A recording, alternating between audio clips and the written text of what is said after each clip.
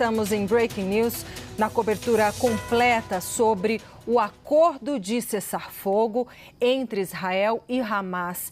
Depois de cerca de 400 dias de guerra, finalmente a primeira fase desse acordo deve ser anunciada em mais detalhes ainda nos próximos dias. Um pouco mais cedo, questão de alguns minutos atrás, o primeiro-ministro do Catar fez um pronunciamento, a gente está falando do Al-Thani, que fez um pronunciamento. E por quê? Nossa, por que Catar? Porque Catar, ao lado de Estados Unidos e Egito, foram os negociadores, os articuladores desse acordo entre Hamas e Israel, esse acordo de cessar-fogo. E o que a gente já tem de informação desse acordo? Haverá um cessar-fogo, né? Sem bombardeios, sem ataques, por 41 ou 42 dias, que vai começar neste domingo. O horário ainda não foi exatamente anunciado. E aí, nesse caso, sem bombardeios, o Hamas vai ter que devolver, vai ter que entregar pouco mais de 30 reféns que estão sob sua custódia, né, a custódia do Hamas desde aquele ataque terrorista terrível, um pouco depois da fronteira ali na faixa de Gaza, no território israelense, que foi de 7 de outubro de 2023. Bom, então, diante disso, diante das informações desse acordo, essa é a primeira fase do acordo, e nessa primeira fase do acordo inclui também a abertura para que forças humanitárias possam participar, ajudar do restabelecimento de hospitais, de padarias, né, das condições mínimas de vida para os palestinos que estão ainda, os que sobreviveram na faixa de Gaza. A gente vai conversar com uma especialista agora em Oriente Médio. A gente já tem a Priscila? Já temos? Então, daqui a pouquinho. Então, ainda não, vou trazer mais informações para vocês, que a gente vai conversar com uma especialista daqui a pouco. Eu trago daqui a pouquinho. Mas eu quero contar para vocês um pouco mais de detalhes sobre os anúncios, os pronunciamentos que estão sendo feitos. Então, falei do primeiro-ministro do Catar, o Al-Thani, que fez um pronunciamento agora dando alguns detalhes, e a todo momento ele falava, mas a gente espera que as partes cumpram o acordo. Porque é uma dúvida, na verdade. Está todo mundo muito animado, celebrando, mas sempre há uma dúvida. Será que o Hamas vai cumprir sua parte, entregar os reféns e também não atacar, por exemplo, israelenses que ainda estão na faixa de Gaza e que terão uma permissão para ficar em áreas menos populosas? Será que eles vão ser atacados ou não? Será que Israel vai de fato suspender e respeitar o cessar-fogo por esses pouco mais de 40 dias? Então, claro, são perguntas que o mundo se faz. Agora a gente vai acompanhar ao vivo as últimas informações desse assunto lá com a CNN Internacional. A tradução é de Nathalie Graue. A maioria dos reféns continuará em Gaza. Mais de 30 estão presumidamente mortos. E há uma confirmação do governo, infelizmente, uma estimativa de que muitos estão mortos e que homens não farão parte dessa libertação da primeira fase. E um deles é Abinatan Or, ele tem 30 anos de idade e, portanto, ele não será libertado no grupo da primeira fase porque ele tem mais de 50 anos. Ele é o namorado de uma das reféns que foi resgatada em julho.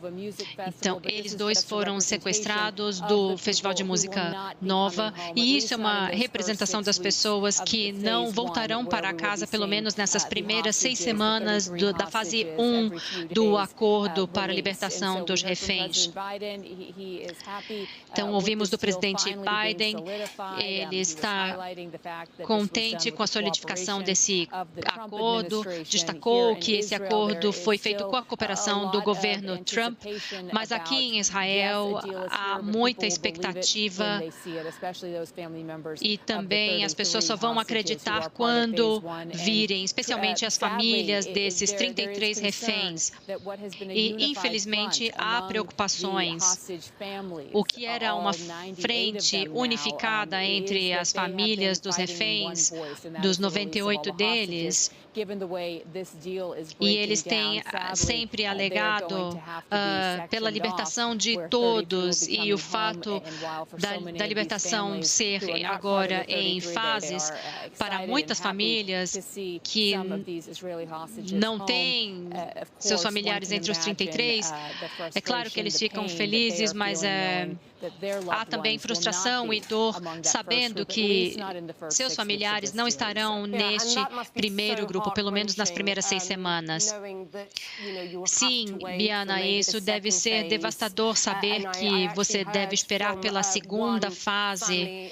Eu, inclusive, ouvi de uma família de reféns, Biana, que essa era a preocupação. E se não houver uma fase 2? E algumas das manifestações têm placas dizendo saiam de Gaza ou parem a guerra. Então, agora estamos esperando pela questão política para Netanyahu aprovar esse acordo. Essa é a próxima fase, não é, nesse acordo? Exatamente, esse é o próximo passo. Ele talvez tenha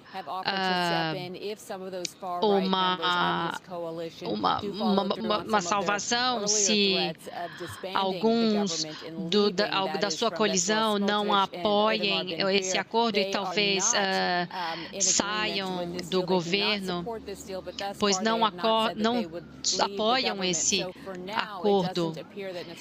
Então, por enquanto, não parece que o primeiro-ministro Netanyahu e sua liderança está em perigo, mas quanto mais tempo isso passar, claro, vai se tornar mais difícil e será mais difícil dizer se os reféns voltarão para casa ou não.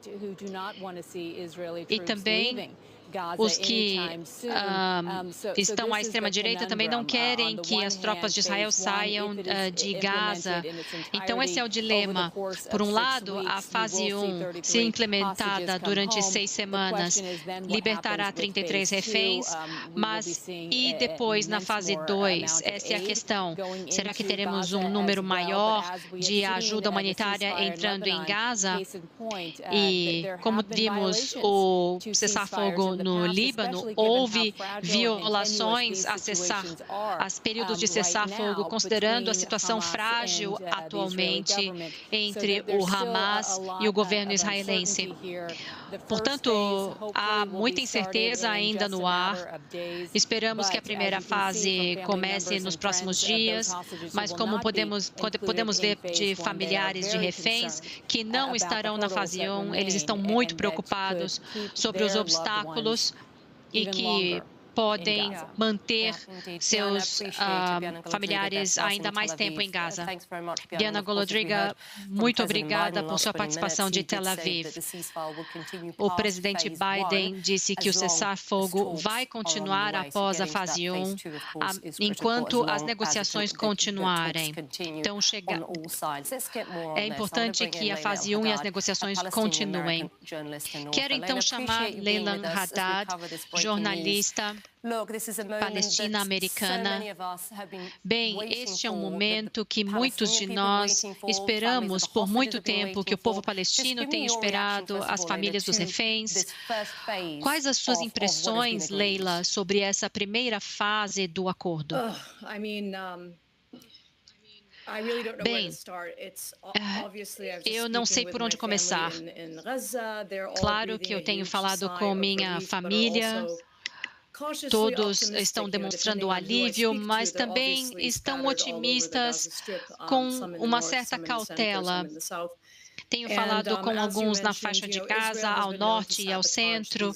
E como você disse, Israel já sabotou acordos anteriormente. É por isso que há muita incerteza sobre essas diferentes fases e a implementação dos detalhes. Mas eu acho que, no geral, todos devemos concordar que já era tempo.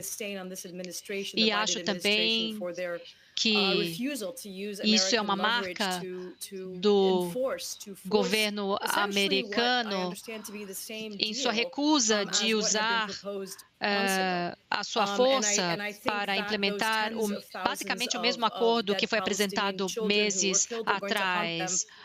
E há milhares de pessoas que foram mortas e que vão assombrar Biden e Blinken no futuro. Bem, eu ia dizer a respeito desse ponto, o presidente Biden disse que o cessar-fogo é o mesmo acordo que eu apresentei na primavera, que é exatamente o que você comentou. Então, por que levou tanto tempo? Por que isso não foi realizado anteriormente? Sim, eu acho que essa é a questão que todos estão fazendo, se perguntando. E a resposta é que ele não queria, ele não estava usando o poder americano e não estava interessado.